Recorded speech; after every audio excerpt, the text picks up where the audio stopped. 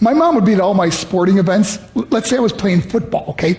My mother would be on the sidelines, and if the play on the field started going one way, my mother would run along like, Mark, get him, get him. I'd be like, oh my gosh. I'd get in the huddle with the other guys. They go, Mark, is that your mother? I go, no, I never saw her before in my life. See, the greatest gift my mother ever gave me, she believed in me. I have overdosed on drugs on 3 occasions where I should have been dead. But I believe I was kept here for a reason. You show me your friends, I will show you your future. How do I know this? I hung out with losers, and I became the biggest loser of them all because I gave up everything I dreamt about as a little boy because of who I chose to surround myself with. My friends would drive me home at 2, 3, 4 in the morning. We'd be drunk and high, laughing in the car. We'd pull up in front of my house in New York. They go, Mark, the light's on. I go, oh man, my mother's up. See, my mom wouldn't go to bed until she knew her son was still alive. I'd walk in, she'd say, hi Mark, how was your night? I go, it was good, Mom, I'm just gonna go to bed. She goes, can I talk to you for a minute? I go, Mom, I'm tired, I'm just gonna go to bed. She goes, Mark, I haven't seen you all day and all night. Can I please talk to you? I said, man, just leave me alone. You bug me. I'd slam my bedroom door on the one person who believed in me. I was on a worldwide tour and we were wrestling overseas in Japan.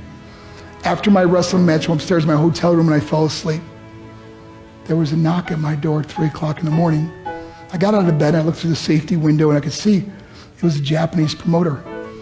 So I opened the door and he said, Mark, you need to call home. There's been an emergency. I went and got on the hotel room phone. I called back to the United States and said, hey, what's going on? They said, Mark, I don't know how to tell you this. I said, just tell me what happened. All of a sudden I started crying. They go, Mark, I can't tell you. I said, just say it. They said, Mark, your mother died. I just threw the phone down. I ran out of my hotel room. I took the elevator to the lobby, and when the doors opened up, I just ran out into the street. I mean, there was no cars, there was no people. It's 3 o'clock in the morning. And I walked down the middle of a street in Hiroshima, Japan, and I remember looking up and just saying, Mom, I am so sorry. I flew home for her funeral, and I was so nervous to walk up to her casket, so I just stood way in the back. And I kept looking from a distance. I kept thinking to myself, Mom, please wake up. Please get up. And then I finally got the nerve to walk up to her.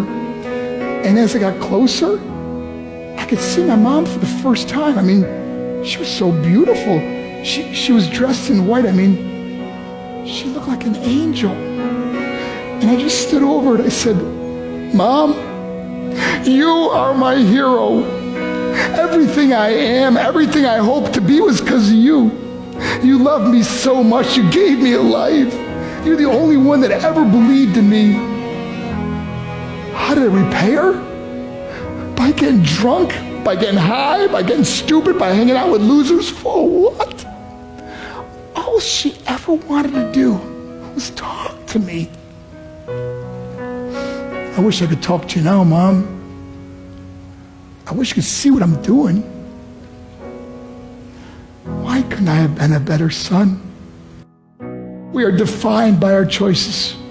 But if you surround yourself with people involved in drugs and alcohol and pills, it's a dead end.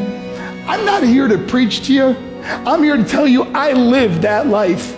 It leads to broken hearts, broken relationships, broken dreams, and death. For what? To get high? If you have a mother or a father, when you go home, tell them how much you love them. See, my whole life was about being rich and famous. I had to be a millionaire. I had to win the race. I had to win the race at the expense of my marriage, my family, my friends. For what? To be all alone in the world? I learned what is truly important, and that is how precious this gift of life is, and our families, and how quickly it can be taken away. See, I no longer live in time. I live in moments. See, it's not what's in your pocket that matters. It's what's in your heart that truly matters. Love Love is just a word until somebody comes along and gives it meaning. You're the meaning.